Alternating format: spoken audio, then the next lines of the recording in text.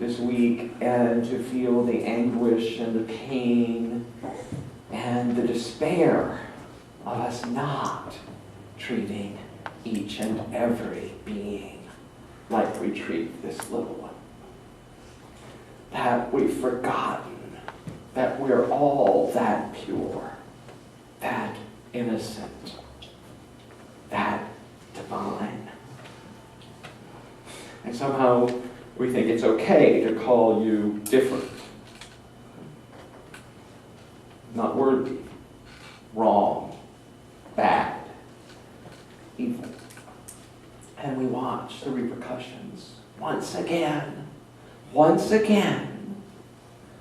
of those thoughts. And I stood here just 3 weeks ago and did this.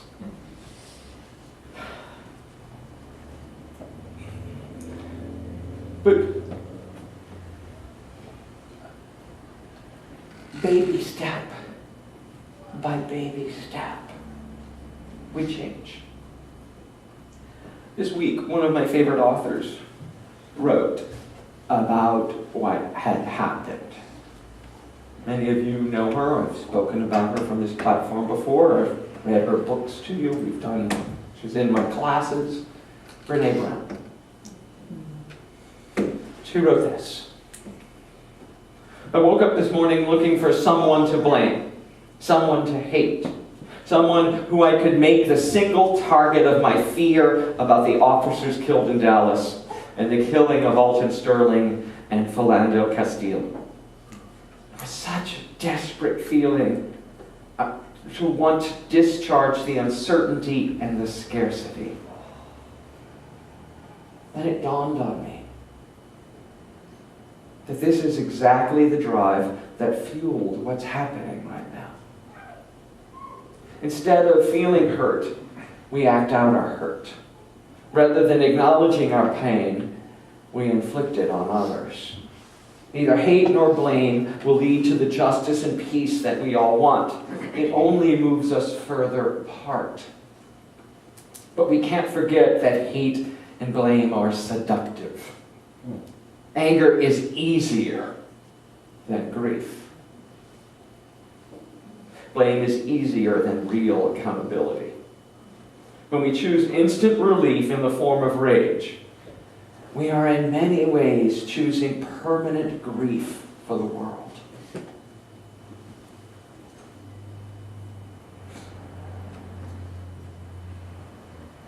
It's not lost on me the irony of blessing and christening Roma today in a world that I don't want her to be part of.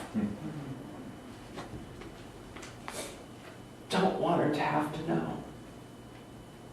A world of permanent grief. So how do we change that? How do we change the whole world?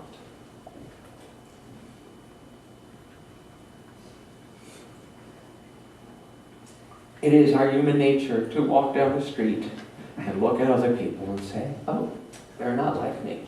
Oh, they're like me.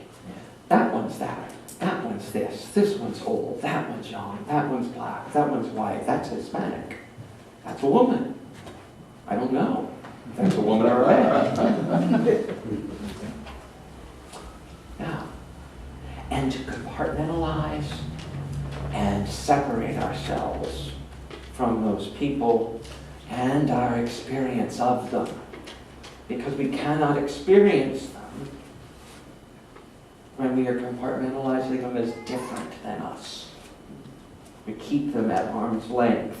We keep them somehow separate and sometimes bad, sometimes just exotic is another word for wrong. Bless their heart. Aren't they special? That's how they said it where I grew up. Well, you grew up not far from me. You know that. You know that code. To move from judgment to condemnation, we all have to become conscious of what we're thinking. Conscious of who and what we are separating from ourselves. And as the daily word that Paul Hasselbeck wrote for us specifically today, we didn't have the right daily word, so we called Paul and said, "Would you write one for us?" And he did. I was out, and he's texting me going, "What words do you want in it?" I'm texting him back all the words. He's brilliant. It's amazing to have that wisdom. And useless unless we apply it. Useless unless we do something with it. Right?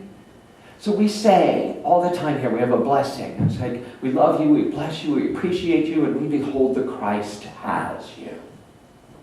Right? Or the Christ in you. Whichever way you prefer it.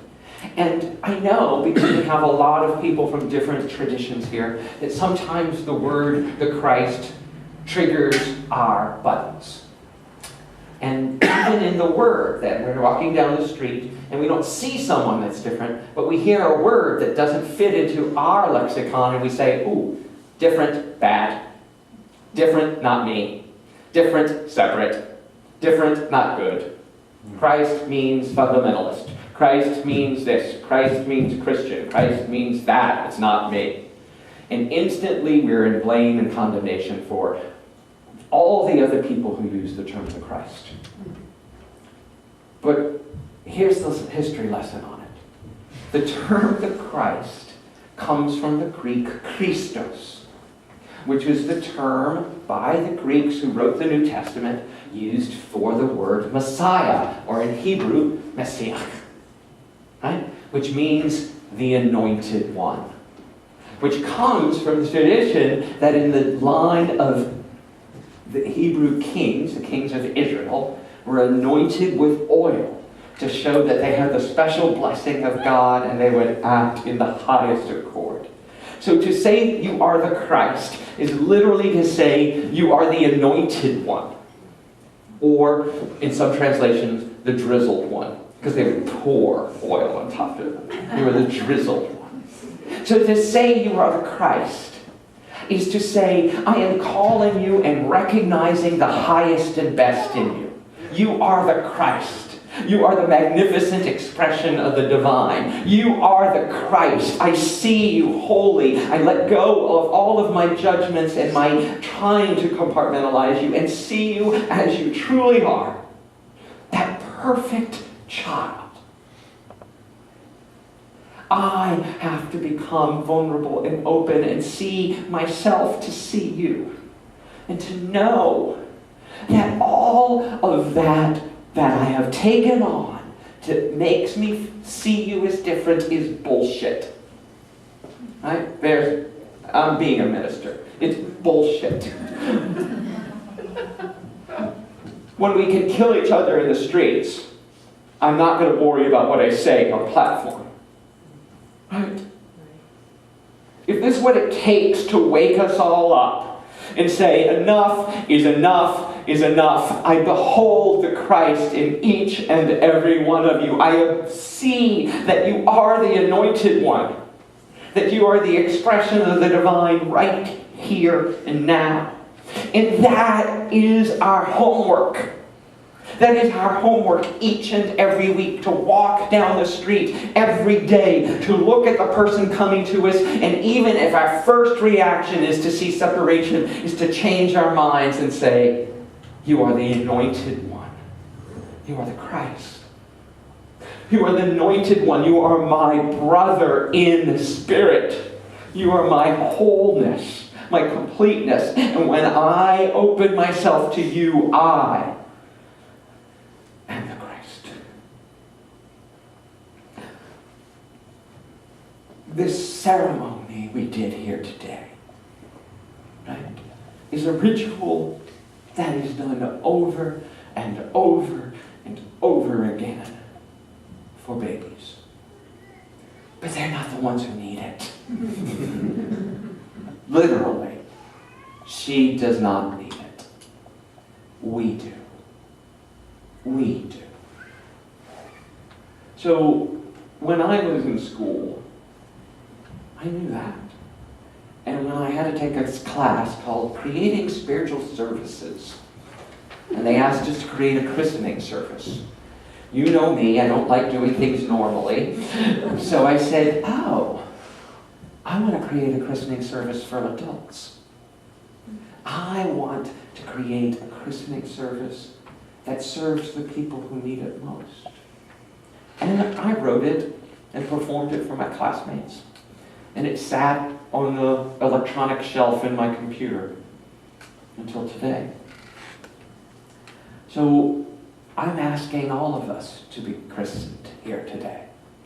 I'm asking all of us to step up and take this moment and use this ritual as a reminder to change our thinking, to change the world.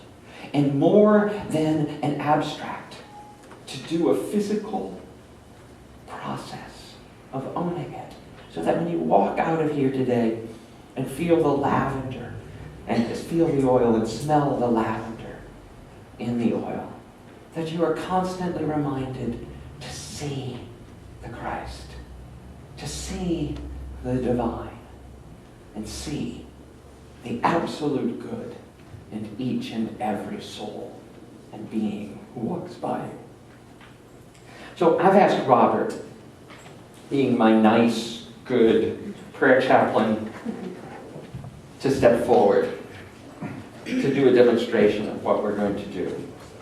And I also asked Robert, because Robert was raised Jewish, right? And I understand that, to hear the term the Christ when it first was so many years used as a way of punishing a certain group of people. And Robert is a demonstration here that we can all step beyond labels. We can step beyond the pain of the past and to step into forgiveness right here and right now. No matter what happened before, we get to start over again right now when we release all that old pain. Well, it's going to look like this. As you all come up one by one, Desiree will be singing. And I'm going to take a little bit of this oil and say, Robert, you are the Anointed One. You are the Christ. And Robert gets to respond however he chooses, like you all will. I am the Anointed One, and my divinity makes the world better, safer, and more loving. Namaste. Thank you.